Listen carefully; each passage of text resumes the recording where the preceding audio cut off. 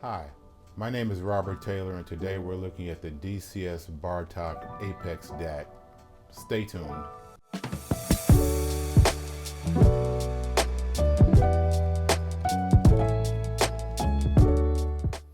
Here's my history with the dCS Bartok. I bought my Bartok 2.0 in February 2023. At the time I bought it, I was told the Apex upgrade was coming. When I got the Bartok home into my system, I thought this was the best sounding DAC I ever heard. And I kept thinking it couldn't get any better than this. Then I started wondering if the Apex upgrade was worth the $9,000 cost. When I got the call that it was my turn to ship my unit in, I was reluctant but curious.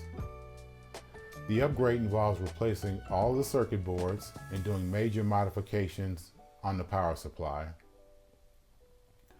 I had heard the Apex at the local dealer, but I was unprepared for what I heard when I got mine back. Across the board, everything was better. The first thing I noticed was how much more subtle detail I was hearing than before.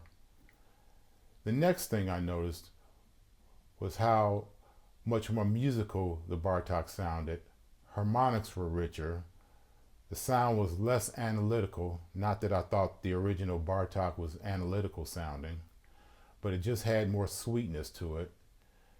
The soundstage was wider, extending far beyond the speakers. In looking back on it, I think the $9,000 upgrade is definitely worth the cost. Taking a look at the front panel, you have the 3.5-inch display. I think this is an OLED display. Have your power button here, have your menu button there, and then you have your filter button there, your input selector there, and your mute button.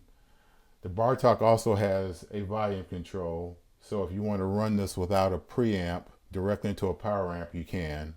Now taking a look at the back of the unit, you have your balanced outputs to your power amp or preamp. You have your single-ended outputs. You have two AES EBU inputs on XLR connectors. Then you have your SPDIF input on a RCA. You have your SPDIF input on a BNC. And you have your SPDIF input on a Toslink connector. Below those, you have two word clock inputs and one word clock output. You can connect up an external master clock for better timing and better accuracy to this unit. Then you have your two USB inputs. And then from there you have your two Ethernet inputs.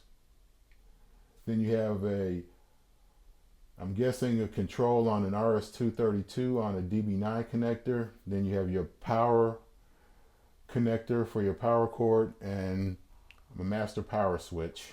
The Bartok is capable of playing back files up to 384 kilobits a second in PCM or DSD 128 or DSD times 2 as it's called.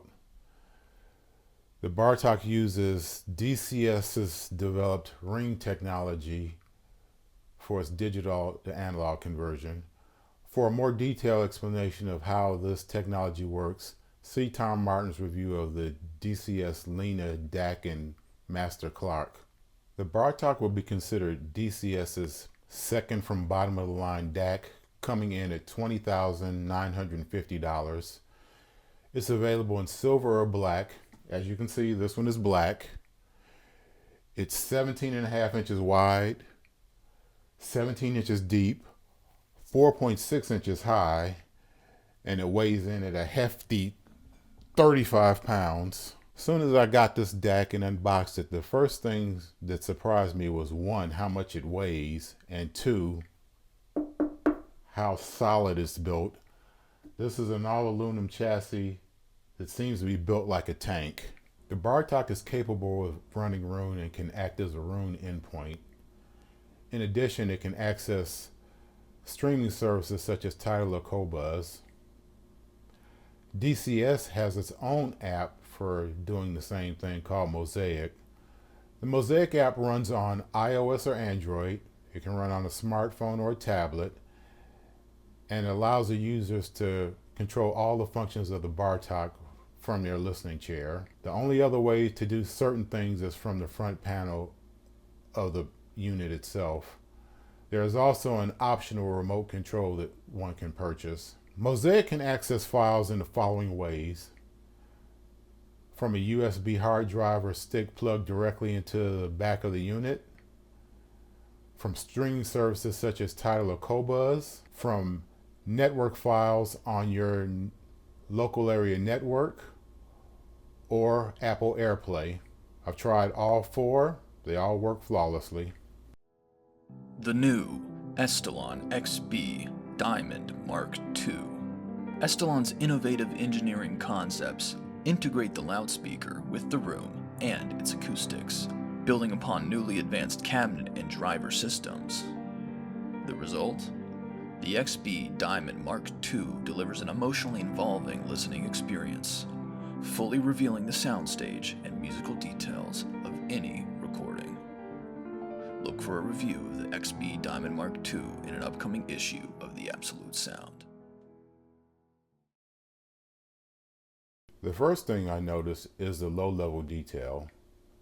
I think because the noise floor has been lowered by 12 decibels, you hear more low-level detail coming forth. This is one of those things you don't notice it until it's not there. On song after song, I would think to myself, I've never heard that before. I think the information has always been there, it was just being masked by a higher noise floor. For example, Ethel Ennis singing Love Walked In. You can hear the reverb of her voice bouncing off the studio walls. There is a couple of cases where you can hear the reflection of that reflection bouncing off another one of the studio walls. Just a faint hint of sound. The bass on the Bartok is extended and powerful. It has excellent pitch definition, texture, and tone. The sound is great on both acoustic bass and electric bass. On the track Can't Stop Running from Adam Benazera, he plays an acoustic bass.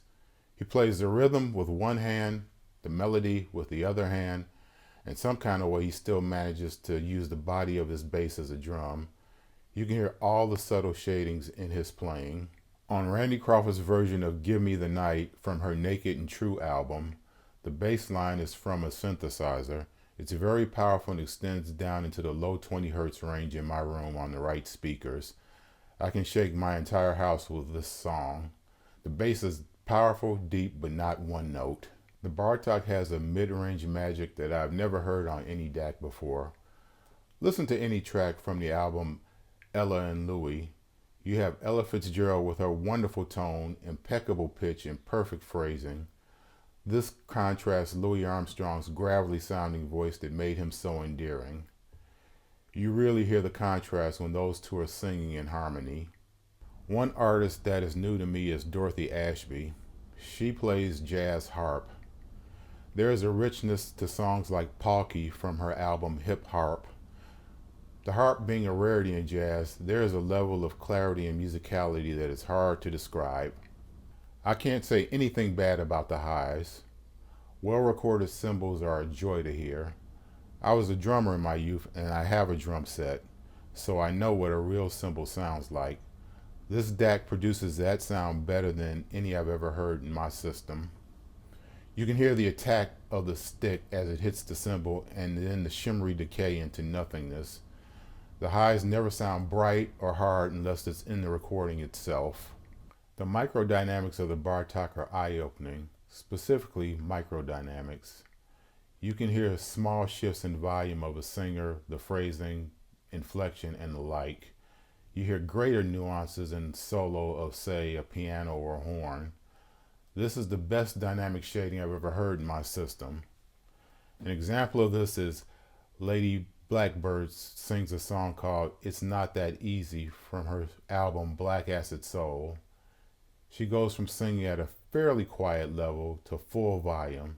It's almost startling. When the music is capable of it, I can get a soundstage that extends beyond the width of my room.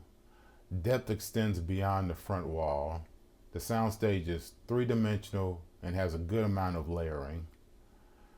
From that well-worn classic Kind of Blue on the song So What, I can picture the musician starting from left to right, John Coltrane slightly behind the left speaker, and then slightly behind him and a little further to the left is Bill Evans on piano. Miles Davis is dead center between both speakers in the far rear of the soundstage. Next to Miles is bassist Paul Chambers, and he's slightly in front of Miles Davis to the right of Miles. Then we have drummer Jimmy Cobb to the right of Paul Chambers, slightly in front of Paul Chambers. Then in the far right speaker, you have Cannonball Adderley. Now, on the solos, when John Coltrane plays his solo, from the far left channel, you can hear the sound of his saxophone bouncing off the right wall of the studio. When Cannonball Adderley plays his solo, in the far right channel, you can hear the sound of his saxophone bouncing off the left wall of the studio. And then when Miles Davis plays his solo, you can hear the sound of his trumpet bouncing off the rear wall of the studio, bouncing back toward the microphone. It's faint, but it's definitely there. I think I mentioned this before, but there's a tone and timbre to this DAC that is spot on. There's a musicality and a harmonic richness to it that just makes you want to keep listening for hours. Here is the Cliff Notes version of this review. The dCS Bartok Apex sounds amazing. It's detailed, clear, harmonically rich, musically engaging. It ticks all the audiophile boxes. If you're looking for a DAC in the $20,000 range, you should take a listen to this at a dealer, or better yet, try to arrange for an in-home audition. Thank you for watching this review. I hope you found it entertaining and informative.